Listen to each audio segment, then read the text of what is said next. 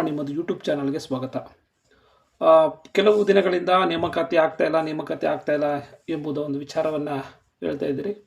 ಹಾಗೆ ಫೇಸ್ಬುಕ್ಕಲ್ಲೊಬ್ಬರು ಕಮೆಂಟ್ ಮಾಡುವ ರೀತಿಯಲ್ಲಿ ಅತಿ ಶೀಘ್ರದಲ್ಲಿ ನೇಮಕಾತಿ ಅಂತ ಸೊ ಅವರಾರು ಬಾರಿ ಟೈಪ್ ಮಾಡಿ ಹಾಕಿದರು.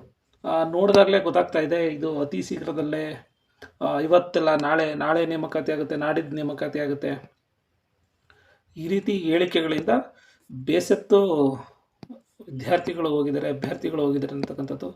ಇನ್ನು ನೇಮಕಾತಿ ಆಗ್ತಾ ಇರತಕ್ಕಂಥದ್ದು ಕೇವಲ 1 ಅಥವಾ 2 ಪೋಸ್ಟ್ಗಳು ಮಾತ್ರ ನೇಮಕಾತಿಗಳಾಗ್ತಾ ಇದೆ. ಇಂತಹ ಒಂದು ಸಂದರ್ಭದಲ್ಲಿ Karnataka veterinary animal and fisher science ಯೂನಿವರ್ಸಿಟಿಯಿಂದ ನೇಮಕಾತಿಗಳು ಪ್ರಾರಂಭ ಆಗಿದೆ. ರಿಕ್ರೂಟ್ಮೆಂಟ್ ನೋಟಿಫಿಕೇಷನ್ ಆಗಿದೆ. ರಿಕ್ರೂಟ್ಮೆಂಟ್ ನೋಟಿಫಿಕೇಷನ್ನಲ್ಲಿ ನೀಡಲಾಗ್ತಾ ಇದೆ. ನೋಡಿ, ಇಲ್ಲಿ ಹೇಳ್ತಾ ಇದ್ದಾರೆ, ಆನ್ಲೈನ್ ಅಪ್ಲಿಕೇಶನ್ ಇನ್ವೈಟೆಡ್ ದ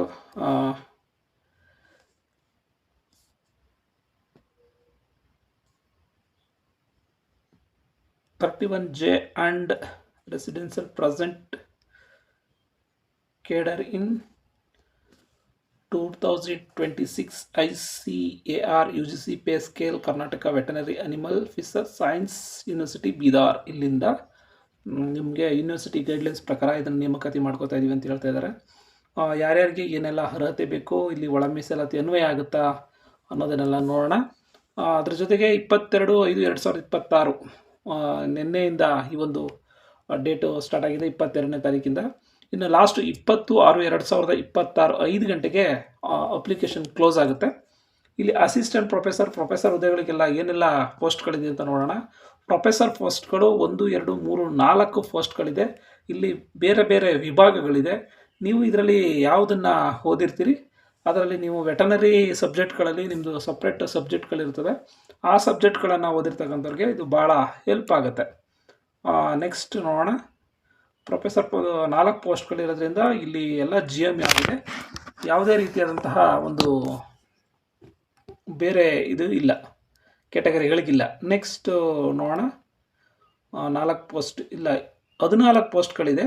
14 ಪೋಸ್ಟ್ಗಳಲ್ಲಿ SCಗೆ 2 ಪೋಸ್ಟ್ಗಳು ಬಂದಿರೋದ್ರಿಂದ ಇಲ್ಲಿ 2 ಇದೆ. ಇದು ರೋಸ್ಟರ್ ಎಲ್ಲಿಂದ ಸ್ಟಾರ್ಟ್ ಆಗೈತೆ ಅಂದರೆ ಕಲ್ಯಾಣ ಕರ್ನಾಟಕ ಕೇಡರ್ 14ನೇ ರೋಸ್ಟರಿಂದ ಸ್ಟಾರ್ಟ್ ಆಗಿದೆ. ಇದು ಆಯಿತಾ, 14ನೇ ರೋಸ್ಟರಿಂದ ಸ್ಟಾರ್ಟ್ ಆಗೈತೆ. ಹಾಗಾಗಿ 14ನೇ ರೋಸ್ಟರಿಂದ 14 ಪೋಸ್ಟ್ಗಳಂದರೆ 28ನೇ ರೋಸ್ಟ್ ಗಂಟ SCಗೆ ಎಷ್ಟು ಪೋಸ್ಟ್ ಬಂದು ಅಂದರೆ ಕೇವಲ 2 ಪೋಸ್ಟ್ಗಳು ಬಂದಿದೆ. ಹಾಗಾಗಿ ಇಲ್ಲಿ ಒಳ ಮೀಸಲಾತಿ ಅನ್ವಯ ಆಗಿಲ್ಲ. ನೆಕ್ಸ್ಟ್ ಪ್ರೊಫೆಸರ್ ಪೋಸ್ಟ್ಗಳಿದೆ, ಕೇವಲ 6 ಪೋಸ್ಟ್ಗಳಿದೆ. ಇಲ್ಲಿ ಕೇಡರ್ 6ನೇ ಹುದ್ದೆಯಿಂದ ಸ್ಟಾರ್ಟ್ ಮಾಡಿದ್ದಾರೆ, 6ನೇ ಹುದ್ದೆಯಿಂದ. ಹಾಗಾಗಿ 6 ಹುದ್ದೆಗಳು ಇರೋದರಿಂದ ಇಲ್ಲಿ ಕೂಡ ಯಾವುದೇ ರೀತಿ SC ಪೋಸ್ಟ್ಗಳಲ್ಲಿ ಕಂಡು ಬಂದಿಲ್ಲ. 6ನೇ ಹುದ್ದೆ ಸ್ಟಾರ್ಟ್ ಆಗಿರೋದ್ರಿಂದ ಇಲ್ಲಿ ಯಾವುದೇ SC ಪೋಸ್ಟ್ಗಳು ಕಂಡು ಬಂದಿಲ್ಲ. ಏನು ರಿಕ್ರೂಟ್ಮೆಂಟ್ ನಿಂತಿತ್ತು ಅದರಿಂದ ಸ್ಟಾರ್ಟ್ ಮಾಡಿದ್ದಾರೆ. ಇಲ್ಲಿ STಗೆ ಮಾತ್ರ ಸಿಕ್ಕಿದೆ, SCಗೆ ಸಿಕ್ಕಿಲ್ಲ.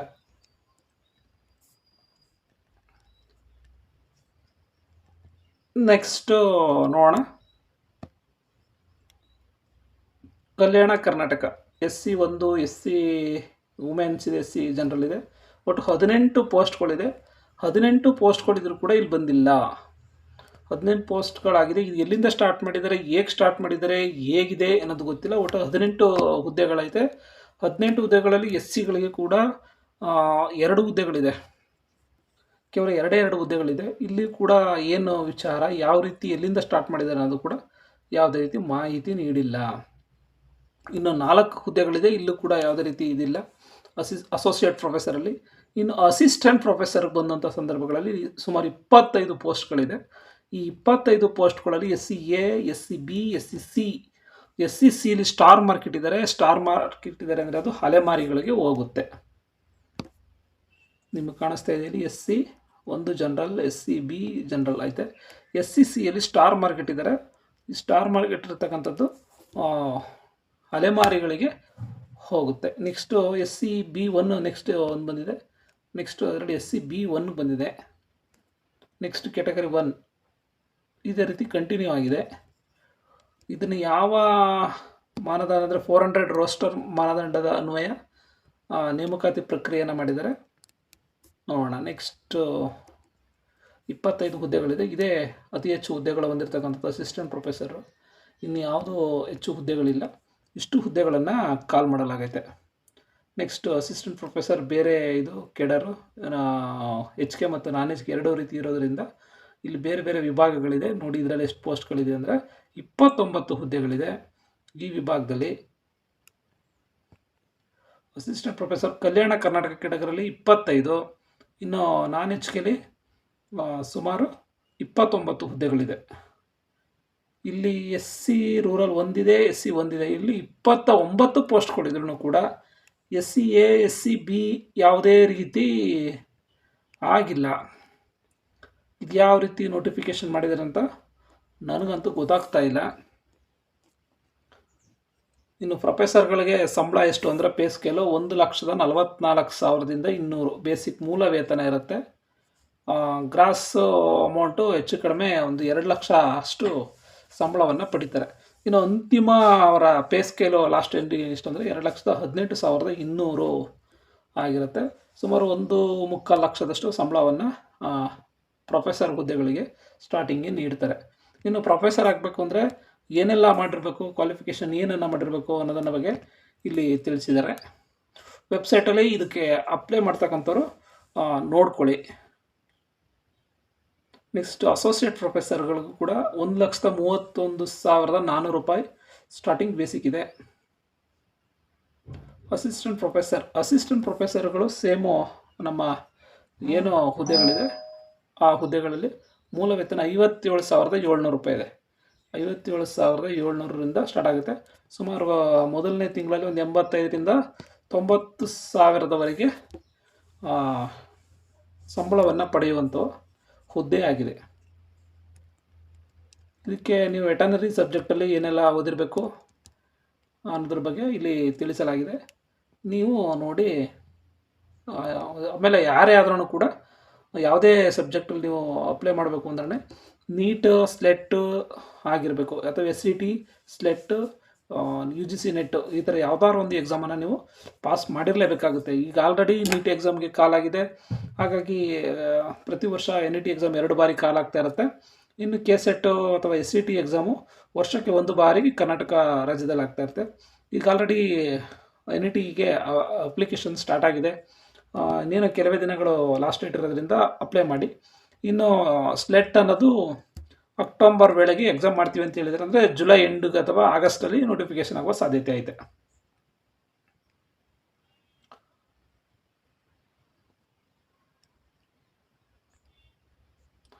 ಇಷ್ಟು ಹುದ್ದೆಗಳಿದೆ. ಈ ರೋಸ್ಟರ್ ಪಾಯಿಂಟು, ಈ ಒಳ ಮೀಸಲಾತಿ ವಿಚಾರವನ್ನು ಅರ್ಥ ಮಾಡ್ಕೊಳ್ಳೋದೇ ಕಷ್ಟ ಆಗೋಗಿದೆ. ಇಡೀ ಇಂಡಿಯಾದಲ್ಲೇ 400 ರೋಸ್ಟರ್ ಪಾಯಿಂಟ್ ಸಿಸ್ಟಮು ಯಾವ ಸ್ಟೇಟಲ್ಲೂ ಇಲ್ಲ, ಎಲ್ಲೂ ಕೂಡ ಇಲ್ಲ. ಕರ್ನಾಟಕವನ್ನು ಬಿಟ್ಟರೆ ಇನ್ನು ಯಾವ ಸ್ಟೇಟಲ್ಲೂ ಇಲ್ಲ. ಇದನ್ನು ಅರ್ಥ ಮಾಡ್ಕೊಳ್ಳೋದೇ ಕಷ್ಟ ಆಗೋಗಿದೆ. ಕೆಲವ್ರಿಗೆ ಇದು ಕರೆಕ್ಟ್ ಅಂತ ಅನ್ನಿಸ್ಬೋದು, ಕೆಲವ್ರಿಗೆ ಇದು ಸರಿ ಅಂತ ಅನ್ನಿಸ್ತಿರ್ಬೋದು. ನನ್ನ ಅನಿಸಿಕೆ ಪ್ರಕಾರ ಈ ಥರ ಒಂದು ರೋಸ್ಟರನ್ನು ನಾನು ಎಲ್ಲೂ ಯಾವ ಸ್ಟೇಟಲ್ಲೂ ನೋಡಿಲ್ಲ. ಆದ್ದರಿಂದ ನನ್ನ ಅನಿಸಿಕೆ ಏನು ಅಂದರೆ, ಈ ರೋಸ್ಟರ್ ಪಾಯಿಂಟದೆಲ್ಲ ಸಮಸ್ಯೆಗಳಿರೋದ್ರಿಂದನೇ ಸರ್ಕಾರ ನೇಮಕಾತಿ ಮಾಡೋಕ್ಕೆ ಮುಂದೂಡ್ತಾ ಇದೆಯಾ, ಅಥವಾ ಇನ್ನೊಂದು ಕಾರಣ ಇದೆ ನಂದು, ಅದನ್ನು ನಾನು ಈ ವಿಡಿಯೋದಲ್ಲಿ ಹೇಳೋಕ್ಕಾಗಲ್ಲ. ಅದು ತಾವೇ ಅರ್ಥ ಮಾಡ್ಕೋಬೇಕು. ಈ ಕಾರಣಕ್ಕೋಸ್ಕರನಾದರೂ ಏನಾದರೆ ನೇಮಕಾತಿಗಳು ಸ್ಥಗಿತ ಆಗ್ತಾಯಿರೋದು. ಇದು ಯು ಜಿ ಸಿ ಗೈಡ್ಲೈನ್ ಇರೋದ್ರಿಂದ ಇದು ನೇಮಕಾತಿಗಳನ್ನು ಮಾಡಿಕೊಳ್ಳುತ್ತೆ. ಹಾಗಾಗಿ ಇದರದ್ದೇನು ತೊಂದರೆ ಇಲ್ಲ. ಆದರೆ ಈ ರೋಸ್ಟರ್ ಪಾಯಿಂಟ್ ಸಿಸ್ಟಮ್ ಬಗ್ಗೆ ದಯವಿಟ್ಟು ಕೆ ಎಸ್ ಅಧಿಕಾರಿಗಳು, ಐ ಎ ಎಸ್ ಅಧಿಕಾರಿಗಳು ಏನು ಮಾಡಿದ್ದಾರೆ ಇದ್ರ ಬಗ್ಗೆ ಸ್ವಲ್ಪ ಪುನರ್ ಪರಿಶೀಲನೆ ಮಾಡಬೇಕು ಅನ್ನೋದು ನನ್ನ ಅಭಿಪ್ರಾಯ. ಈ 400 ರೋಸ್ಟರ್ ಪಾಯಿಂಟು ಏನು ವ್ಯವಸ್ಥೆ ಇದೆ, ಇದೊಂಥರ ಗೊಂದಲ ಆಗಿಬಿಟ್ಟಿದೆ. ಯಾರೋ ಕೇಳಿದಾಗ ಸಂದರ್ಭಗಳಲ್ಲಿ ಇಲಾಖೆಯಲ್ಲಿ ಇದನ್ನು ಯಾವ ರೀತಿ ಮಾಡಬೇಕು ಅನ್ನೋದು ನಮ್ಗೆ ಗೊತ್ತಾಗ್ತಾ ಇಲ್ಲ ಅನ್ನೋದು ಹಲವು ರೆಕ್ರೂಟ್ಮೆಂಟ್ ಇಲ್ಲ ಅಥಾರಿಟಿಗಳೇನಿದೆ ಅವಕ್ಕೆ ನಮ್ಗೆ ಇದಕ್ಕೂ ಸ್ವಲ್ಪ ಇನ್ನೂ ಟೈಮ್ ತಗೋತೀವಿ, ಏನು ಮಾಡಬೇಕು, ಹೇಗೆ ಮಾಡಬೇಕು ಅನ್ನೋದು ಗೊತ್ತಾಗ್ತಾ ಇಲ್ಲ ಅನ್ನೋದು ಕೂಡ ಹೇಳಿದ್ದಾರೆ ಅನ್ನೋದು ಮಾಹಿತಿ. ಇದೊಂದಿದೆ ಮಾಹಿತಿ.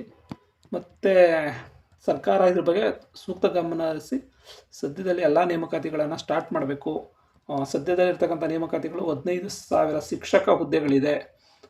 ಸುಮಾರು 700 ಚಿಲ್ಲರೆ ವಸತಿ ಶಾಲೆ ಶಿಕ್ಷಕರ ಹುದ್ದೆಗಳಿದೆ. 2,000 ಅಷ್ಟು 1,584 ಪಿ ಯು ಲೆಕ್ಚರ್ಸು, ಪ್ಲಸ್ ಇತರೆ ಎಲ್ಲ ಸೇರಿಸಿ 2,000 ಆಗುತ್ತೆ. ಪಿ ಯು ಕಾಲೇಜುಗಳು ಬೇರೆ ಕಾಲೇಜುಗಳದೆಲ್ಲ ಸೇರಿಸಿ ಅನುದಾನಿತ ಕಾಲೇಜುಗಳೆಲ್ಲ ಸೇರಿ 2,000 ಚಿಲ್ಲರೆಯಷ್ಟು ಪಿ ಯು ಲೆಕ್ಚರ್ಸ್ ಅನುದಾನಿತ ಕಾಲೇಜು ಮತ್ತು ಸರ್ಕಾರ ಎರಡು ಸೇರಿಸಿ 2,000 ಪಿ ಯು ಲೆಕ್ಚರ್ಸ್ ಹುದ್ದೆಗಳು ಖಾಲಿ ಇದೆ. ಇನ್ನು ಡಿಗ್ರಿ ಲೆಕ್ಚರ್ಸ್ಗಳು ಖಾಲಿ ಇದೆ 1,000 ಚಿಲ್ಲರೆಯಷ್ಟು. ಒಟ್ಟು ಅನುದಾನಿತ ಶಿಕ್ಷಕ ಹುದ್ದೆಗಳು ಕೂಡ ಖಾಲಿ ಇದೆ. ಒಂದು 5,000 ಹುದ್ದೆಗಳಷ್ಟೇ ಖಾಲಿ ಇದೆ. ಕರ್ನಾಟಕ ರಾಜ್ಯದಲ್ಲಿ ಅನುದಾನಿತ ಶಿಕ್ಷಣ ಸಂಸ್ಥೆಗಳಲ್ಲೂ ಕೂಡ ಹುದ್ದೆಗಳು ತುಂಬ ಖಾಲಿ ಇದೆ. ಒಂದು 5-6 ವರ್ಷಗಳಿಂದ ಹೈಸ್ಕೂಲ್ಗಳು ಮತ್ತು ಪ್ರೈಮರಿ ಸ್ಕೂಲ್ಗಳಲ್ಲಿ ನೇಮಕಾತಿಗಳೇ ಆಗಿಲ್ಲ ಅನುದಾನಿತ ಶಿಕ್ಷಣ ಸಂಸ್ಥೆಗಳಲ್ಲಿ. ಹಾಗಾಗಿ ಅದು ಕೂಡ ಖಾಲಿ ಇದೆ. ಇಷ್ಟೊಂದು ಟೀಚರ್ ಪೋಸ್ಟ್ಗಳಿದೆ. ಇನ್ನು ಪೊಲೀಸ್ ಇಲಾಖೆಯಲ್ಲಿ 900 PSIಗಳನ್ನು ಕಾಲ್ ಮಾಡಬೇಕು. ಅದನ್ನ ಹಂತವಾಗಿ ಕಾಲ್ ಮಾಡ್ತೀವಿ ಅಂತ ಹೇಳಿದ್ದಾರೆ. ಒಂದು 8,000 PC ಅಂದರೆ ಪೊಲೀಸ್ ಕಾನ್ಸ್ಟೇಬಲ್ ಹುದ್ದೆಗಳನ್ನು ಸದ್ಯದಲ್ಲೇ ಕಾಲ್ ಮಾಡ್ತೀವಿ ಅಂತ ಹೇಳಿದ್ದಾರೆ. ಅಂದರೆ ಇದರಲ್ಲಿ 4,000 PC ಇನ್ನು CR DR ಎಲ್ಲ ಸೇರಿಸಿ 8,000 ಹುದ್ದೆಗಳನ್ನು ಸದ್ಯದಲ್ಲಿ ಕಾಲ್ ಮಾಡ್ತೀವಿ ಅಂತ ಹೇಳಿದ್ದಾರೆ. ಒಟ್ಟು 20,000 PC ಹುದ್ದೆಗಳು ಖಾಲಿ, ಪೊಲೀಸ್ ಕಾನ್ಸ್ಟೇಬಲ್ ಹುದ್ದೆಗಳು ಖಾಲಿದ್ದಾವೆ. 20,000 ಹುದ್ದೆಗಳು ಖಾಲಿ ಅತಿ ತುರ್ತಾಗಿ ನೇಮಕ ಮಾಡ್ಬೇಕಂತ ಇರ್ತಕ್ಕಂಥವು. ಅದರಲ್ಲಿ ಸದ್ಯದಲ್ಲಿ 8,000 ಮಾಡ್ತಾರೆ. ಇನ್ನು ಮುಂದಿನ ವರ್ಷದಲ್ಲಿ ಒಂದು 8,000 ಮಾಡುವಂತಹ ಸಾಧ್ಯತೆಗಳಿದೆ. ಇಷ್ಟು ಹುದ್ದೆಗಳು ಎಲ್ಲ ಇಲಾಖೆಗಳಿಂದ ಖಾಲಿ ಇರೋದ್ರಿಂದ ಸರ್ಕಾರ 50,000 ನೇಮಕಾತಿಗಳನ್ನು ಬೇಗ ತುಂಬಿಕೊಳ್ಳಿ. ದಯವಿಟ್ಟು ಇನ್ನೂ ಇಷ್ಟು ಹುದ್ದೆಗಳು ಖಾಲಿ ಇರೋದ್ರಿಂದ ಈ ರೋಸ್ಟರ್ ಪಾಯಿಂಟ್ ಏನಿದೆ 400 ಇದನ್ನು ತೆಗೆದು ಭಾಳ ಸರಳವಾಗಿ 95 ರೋಸ್ಟರ್ ಪಾಯಿಂಟ್ ಏನು ಕರೆಕ್ಟಾಗಿತ್ತು, ಸೈಂಟಿಫಿಕ್ ಆಗಿತ್ತು, ಆ ರೀತಿ ಎಲ್ರಿಗೂ ಒಂದೇ ಆಗೋ ರೀತಿ. ಆಮೇಲೆ 3A 3B ಅವರು ಇದ್ರ ಬಗ್ಗೆ ಚಕಾರ ಎತ್ತಿದ್ದಾರೆ. ನಮ್ಗೆ ಇದರಿಂದ 400 ರೋಸ್ಟರ್ ಪಾಯಿಂಟಿಂದ ಅನ್ಯಾಯ ಆಗ್ತಾ ಇದೆ ಅಂತ 3A 3B ಮತ್ತು SCA ಮತ್ತು SCC ಅವರು SCA 3A 3B ಇಷ್ಟು ಕ್ಯಾಟಗರಿಗಳು ಕೂಡ ನಮಗೆ ಈ ರೋಸ್ಟರ್ ಪಾಯಿಂಟಿಂದ ತೊಂದರೆ ಆಗ್ತಾಯಿದೆ ಅಂತ ಹೇಳ್ತಾರೆ. SCA ಅವ್ರಿಗೆ ಏನಾದಂದರೆ ಒಳ ಮೀಸಲಾತಿ ಅನ್ವಯ ಆಗ್ತಾ ಇಲ್ಲ ಅನ್ನೋದು ಇವರ ಉದ್ದೇಶ. ಇನ್ನು SCC ಅವ್ರಿಗೆ ಪಾಪ ಅವ್ರ ಪಾಯಿಂಟ್ ಲಿಸ್ಟ್ ಬರೋದೆ ತುಂಬ ಲೇಟಾಗುತ್ತೆ.